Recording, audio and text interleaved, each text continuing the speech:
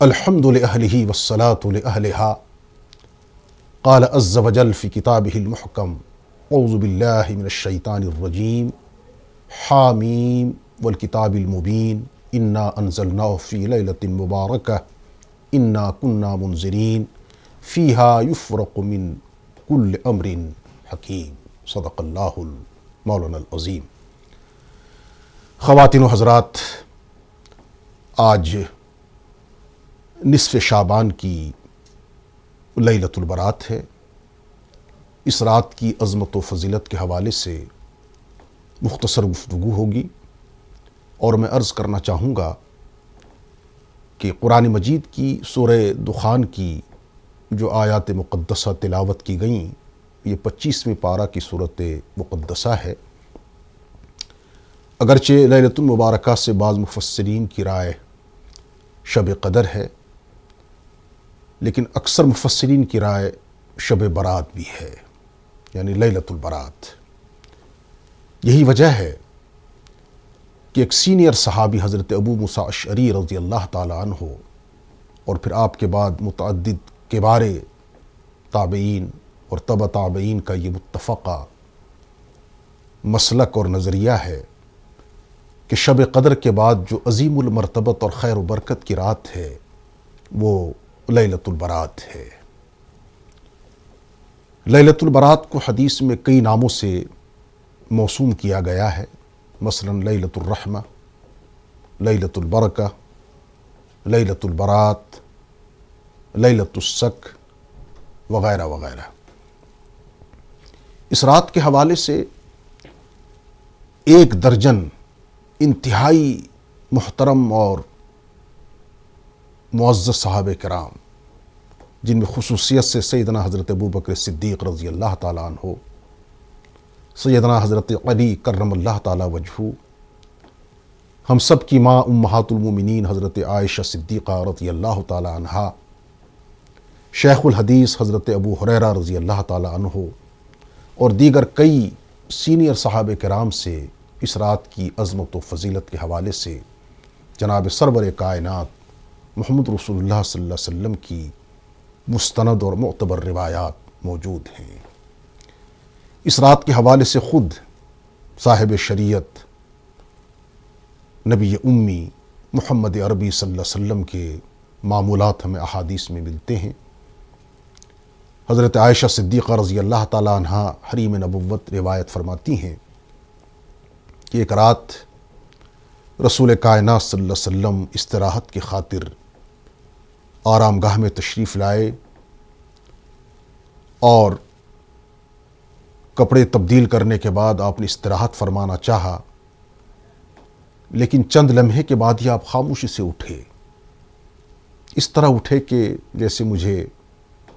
تکلیف نہ ہو، میری نیند خراب نہ ہو، لیکن میں چونکہ جگی تھی، اب مجھے فکر ہوئی کہ حضور صلی اللہ علیہ وسلم نے ابھی آرام کا ارادہ فرمایا، پھر کہاں آپ چلنے کی تیاری کر رہے ہیں؟ آپ جو ہی دروازے سے باہر نکلے، میں نے پیچھا کرنا چاہا، میں نے دیکھا کہ رسول محترم صلی اللہ تعالیٰ علیہ وسلم میدان بقیع میں پہنچے، قبرستان میں مدینہ پاک کے، وہاں آپ نے قبرستان میں مردوں کے لیے فاتحہ پڑھی، اللہ کے حضور عجز و زاری کرنے لگے،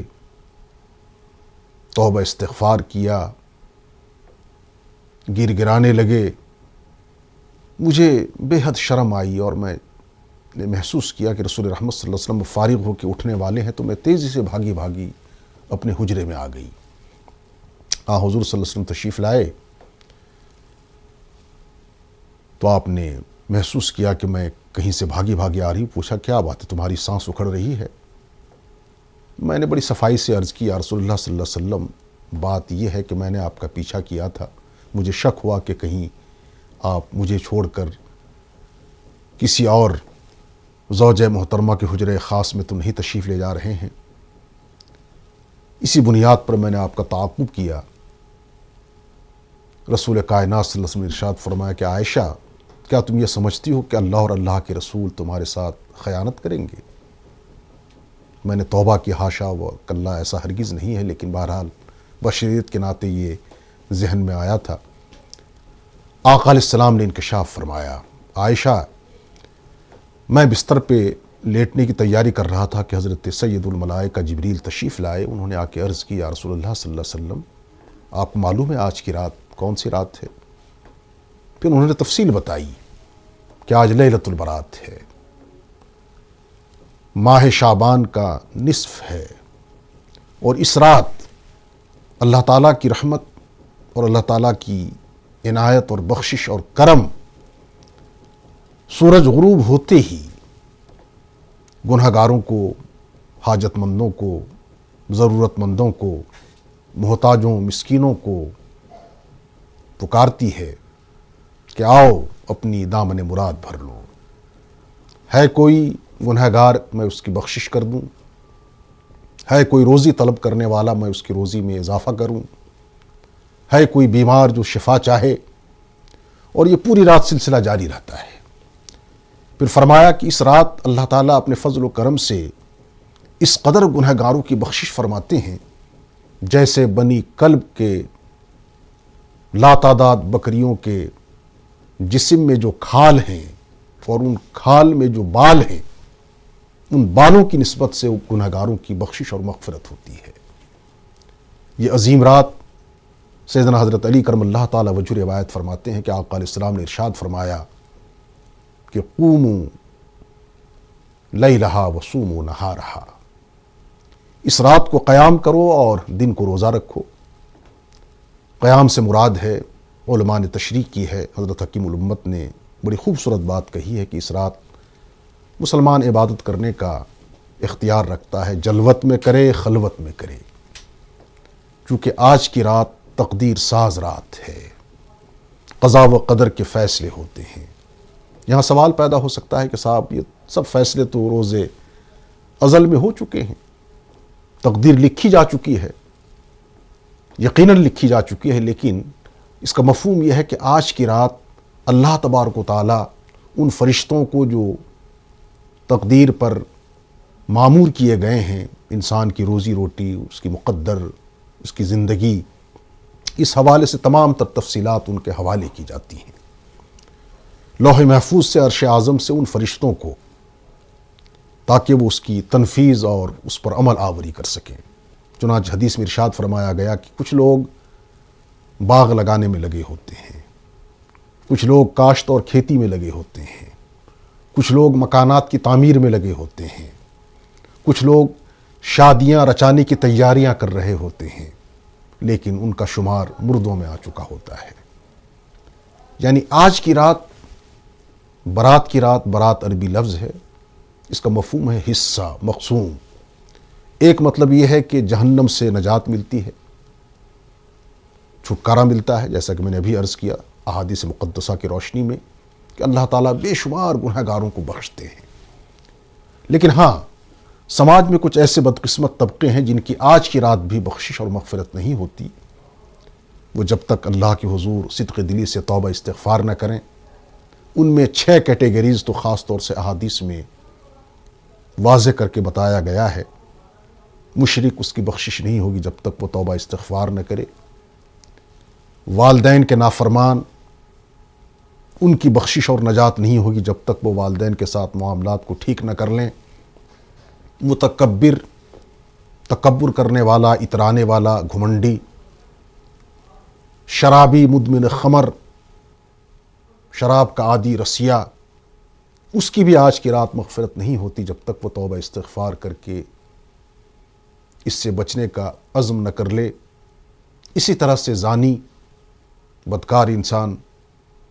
اسی طرح سے ارشاد فرمایا کہ کینہ پرور، خواہ مخواہ کسی مسلمان کے ساتھ، کسی انسان کے ساتھ انسان دشمنی رکھے، جب تک وہ معاملات اپنے بھائی کے ساتھ ٹھیک نہ کر لے اس کی بھی نجات نہیں ہوتی۔ تو اس رات میں اگر غور کیا جائے تو اللہ تعالیٰ کا کرم اور اس کی عنایت متوجہ رہتی ہے، اور فی الحقیقت اللہ تعالیٰ یہ چاہتے ہیں کہ کسی نہ کسی بہانے مسلمانوں کی مغفرت ہو، بخشش ہو۔ تو اس رات میں تقدیر کے فیصلے ہوتے ہیں، کون جنتی ہے، کون جہنمی ہے، کون نیکوکار ہے، کون بدکار ہے، کون خوش بخت ہے کون بدبخت ہے۔ یہی وجہ ہے کہ ہماری ماں نے جب عائشہ صدیقہ رضی اللہ تعالیٰ عنہ نے پوچھا یا رسول اللہ صلی اللہ علیہ وسلم اس رات کی کوئی خاص دعا، تو ارشاد فرمایا کہ ہاں اس رات میں اللہ سے دعا کرو کہ باری تعالیٰ اگر آپ نے ہمیں بدکاروں میں لکھا ہے تو آپ تو مالک کل ہیں مختار کل ہیں، ہمیں نیکوکاروں میں شامل کر دیجیے۔ اگر آپ نے ہمیں بدبختوں میں لکھا ہے تو ہمیں آپ نیک بخت بنا دیجیے، اور اگر آپ ہم نے نیک بختوں میں لکھا ہے تو ہمیں اس پر قائم رکھیے۔ اور پھر ربنا آتنا فی الدنیا حسنہ وفی الآخرۃ حسنہ وقنا عذاب النار، اس دعا کو بھی کثرت سے پڑھا جائے۔ اور پھر ہمارے مشائخ نے اس رات کے حوالے سے ایک خاص معمول لکھا ہے۔ میں اپنے لاکھوں ناظرین خواتین و حضرات جو دین کا جذبہ رکھتے ہیں، عمل کا جذبہ رکھتے ہیں، ان سے عرض کرنا چاہوں گا کہ اس رات 6 رکعت نماز پڑھنے کا، نفل نماز ہے یہ، معمول ہمارے مشائخ کا اکابرین کا رہا ہے۔ یہ نماز نارمل نماز کی طرح پڑھی جائے گی مغرب کے بعد یا عشاء کے بعد، جب آپ کو موقع ہو۔ اپنے معمولات آپ کے جو ہیں، صلاۃ تسبیح آپ پڑھیں، نوافل کا اہتمام کریں، تہجد پڑھیں، قرآن مجید کی تلاوت کریں، ذکر و اذکار میں لگے رہیں، آقا مدنی کریم صلی اللہ علیہ وسلم پر درود اور سلام کے نذرانے بھیجیں۔ لیکن اسی کے ساتھ ساتھ 6 رکعت نماز، 2 رکعت نماز پڑھی جائے گی۔ 2 رکعت نماز اس نیت سے پڑھیں گے کہ اللہ تعالی ہماری عمر میں برکت دے، عمر میں برکت کی خاطر۔ نماز کے بعد ایک بار سورہ یاسین پڑھی جائے گی۔ اگر کسی کو سورہ یاسین یاد نہیں ہے تو 21 مرتبہ سورہ اخلاص قل هو اللہ شریف یہ پڑھا جائے، اور اس کے بعد اللہ سے دعا کی جائے کہ میری عمر میں برکت دیجیے۔ 2 رکعت نماز پڑھیں گے رزق میں وسعت کی خاطر، کشادہ رزقی، فراخی، اللہ تعالیٰ کسی کا محتاج نہ بنائے، دست نگر نہ بنائے، خود غیب سے ایسے اسباب وہ مہیا کرے۔ بے شک ہمیں محنت کرنا ہے، مشقت کرنی ہے، تگودو کرنا ہے، رزق حلال کے لیے ہاتھ پیر ہلانے ہیں، لیکن توکل اللہ پر اور اللہ سے اس بات کی دعا کہ ہمارے رزق میں آپ وسعت پیدا فرمائیے، غیب سے دروازے کھلیں گے۔ اس کے بعد 2 رکعت نماز ہم پڑھیں گے آفات، مصائب اور مشکلات سے نجات کے لیے۔ میں نے عرض کیا کہ نماز پڑھنے کے بعد ایک بار سورہ یاسین اور 21 مرتبہ، اگر سورہ یاسین یاد نہیں ہے تو سورہ اخلاص 2 رکعت نماز پڑھنے کے بعد یہ معمول رکھا جائے۔ اور پھر اس عظیم رات میں جو عبادت و ریاضت کی رات ہے، رسول کائنات صلی اللہ علیہ وسلم سے لے کر صحابہ کرام کی مقدس جماعت تک، تابعین، تبع تابعین، بزرگان دین، ہمارے ائمہ مجتہدین، ان کے عبادت و ریاضت کو دیکھ کر نہیں لگتا ہے کہ انسان کی اس عظیم رات کو لہو و لعب میں گزارے، آتش بازی میں گزارے، حلوہ خوری میں گزار دے، سیر و تفریح میں گزارے۔ اب آج کل ایک اور رجحان جو بڑھ رہا ہے، وہ رات کو لوگ جگتے تو ہیں لیکن مارکیٹ کا دورہ ہو رہا ہے، بازاروں میں مٹر گشتی کر رہے ہیں، گھوم پھر رہے ہیں، تفریح میں لگے ہیں۔ یہ اس رات کی عظمت کے ساتھ مذاق اور کھلواڑ کے مترادف ہے۔ یہ رات عبادت کی رات ہے، ریاضت کی رات ہے، توبہ استغفار کی رات ہے، اللہ سے لو لگانے کی رات ہے، ندامت کی رات ہے، اور اللہ کو راضی کر کے اپنی جنت محفوظ کر لینے کی رات ہے۔ میری دعا ہے اللہ تبارک و تعالی ہم سب کو اس عظیم رات میں نیک اعمال کرنے کی توفیق دے، اور جیسا کہ حضرت اسامہ رضی اللہ تعالی عنہ جو رسول اکرم صلی اللہ علیہ وسلم کے چہیتے عزیز اور صحابی ہیں، انہوں نے عرض کی یا رسول اللہ صلی اللہ علیہ وسلم، آپ کو میں نے دیکھا کہ آپ کثرت سے اس ماہ شعبان میں روزے رکھتے ہیں۔ فرمایا کہ ہاں، اسی ماہ شعبان میں چونکہ اعمال اللہ کے حضور پیش کیے جاتے ہیں، تو میں چاہتا ہوں کہ میرے اعمال جب اللہ کی بارگاہ میں پیش کیے جائیں تو میں روزے کی حالت میں رہوں۔ اور پھر ایک مقصد یہ بھی ہے کہ اگلے مہینے کا جو استقبال کرنا ہے، روزہ مسلسل رکھنا ہے، اس کی تھوڑی تربیت ہو جائے۔ آئیے نور و نکھت سے بھری اس رات کو ہم عبادت و ریاضت اور توبہ استغفار اور اللہ کے حضور آہوزاری سے منور کریں، اپنے ایمان کو تازہ کریں، یقین کو تازہ کریں، ملت کے لیے دعا کریں، قوم کے لیے دعا کریں، پوری دنیا کے لیے دعا کریں کہ باری تعالیٰ اپنے فضل و کرم سے اس عظیم رات کی برکت سے آپ امن کی ہوا چلا دیجئے۔ باری تعالیٰ اس عظیم رات کی برکت سے آپ خوشحالی،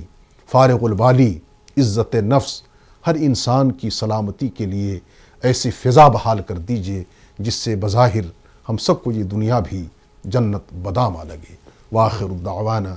ان الحمد للہ۔